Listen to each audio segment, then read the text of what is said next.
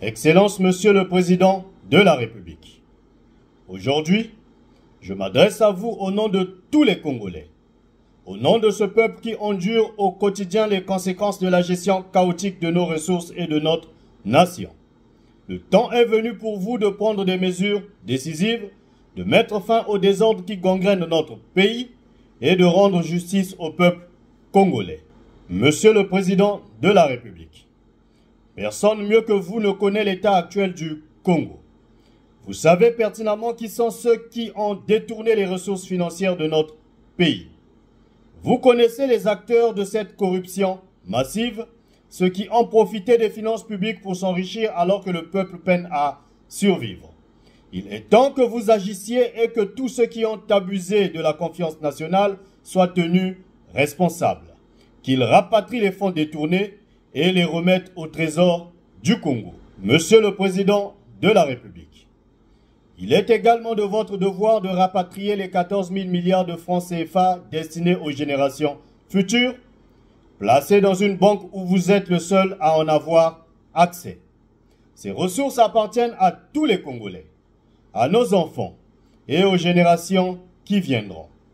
En cette période de crise profonde, cet argent pourrait être investi pour soutenir des projets de développement, stabiliser notre économie et améliorer les conditions de vie de notre peuple.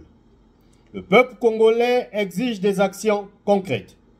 Nous demandons des audits dans chaque institution et service de l'État. Ces audits sont nécessaires pour assurer une transparence totale dans la gestion des fonds publics et pour révéler les abus commis par ceux qui ont trahi leur mission.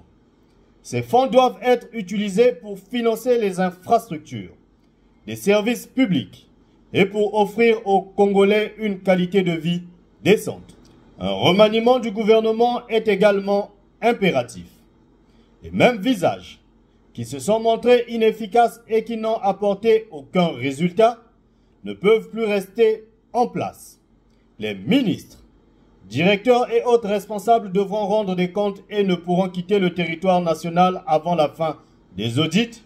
Leurs passeports doivent être confisqués. Nous devons mettre fin aux nominations basées sur les liens de famille ou de camaraderie, un système qui a plongé notre pays dans le chaos actuel. Le Congo a besoin de dirigeants compétents et intègres, prêts à servir le peuple et non à se servir. Monsieur le Président de la République, l'histoire vous regarde et le peuple congolais attend de vous un geste fort et clair. Il est encore temps de marquer votre passage par des décisions qui redonneront espoir et dignité à notre nation. En rapatriant les fonds des générations futures et en prenant des mesures strictes pour éradiquer la corruption et la mauvaise gestion, vous laisserez un héritage dont les Congolais pourront être fiers. Le peuple congolais vous observe et il attend de vous des réponses. Redonnez au Congo son honneur, sa prospérité et son avenir. Pour un Congo plus fort et plus juste, il est temps d'agir. Monsieur le Président de la République, en cette période de crise économique sans précédent, la réduction des charges de l'État est un impératif pour soulager les finances publiques et montrer l'exemple de rigueur et de solidarité envers le peuple congolais. Nous demandons la révision à la baisse des salaires des hauts responsables, y compris ceux du président de la République, des ministres, des députés, des sénateurs, des magistrats, des généraux, des directeurs d'administration et autres responsables d'institutions publiques. En cette période où les citoyens peinent à joindre les deux bouts, il est inacceptable que les dirigeants continuent à bénéficier de salaires et avantages exorbitants aux dépens du trésor public. Une réduction des charges de l'État passe également par la rationalisation des dépenses publiques.